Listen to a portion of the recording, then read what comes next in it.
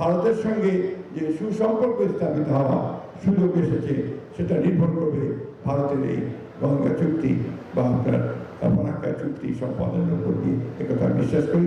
বাংলাদেশ ভারত সম্পর্ক কেমন হবে তা নির্ভর করবে পানির হিস্সা নিয়ে চুক্তির উপর, এমন মন্তব্য করেছেন স্থানীয় সরকার মন্ত্রী মির্জা ফখরুল ইসলাম আলমগীর। শনিবার রাজধানীতে ঐতিহাসিক ফারাক্কা দিবসের আলোচনায় এই কথা বলেন তিনি।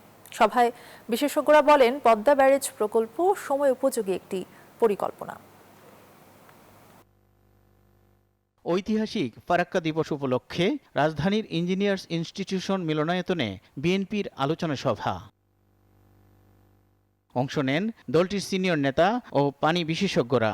বলেন, দাসত্ব নয়, বন্ধুত্ব চায় বাংলাদেশ।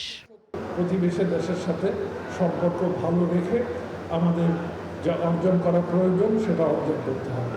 বাংলাদেশের বর্তমান দেশপ্রেমিক সরকার, বাংলাদেশপন্থী সরকার, তারা তাদের ন্যায্য পাওনা বুঝে নেবে বলে আমি বিশ্বাস করি। বিএনপি নেতারা বলেন, পানির ন্যায্য হিস্সা চায় সরকার।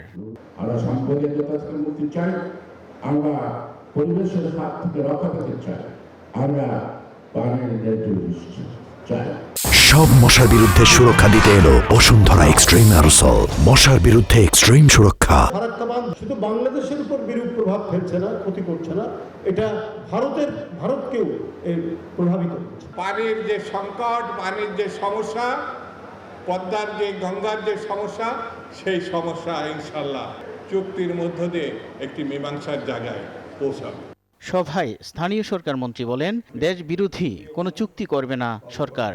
ভারতের সঙ্গে যে সুসম্পর্ক স্থাপিত হওয়া সুযোগ এসেছে সেটা নির্ভর করবে ভারতের এই গঙ্গা চুক্তি বা আপনার ফারাক্কা চুক্তি সম্পাদনের উপর দিয়ে একথা বিশ্বাস করি।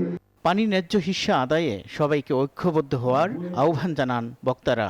বাংলাদেশের স্বার্থ বিনষ্ট করে আমরা কখনোই কোনো চুক্তি কাউকে করতে দেব না, এ ব্যাপারে আপনারা নিশ্চিত থাকতে পারেন। মোহাম্মদ কবির, নিউজ 24, ঢাকা।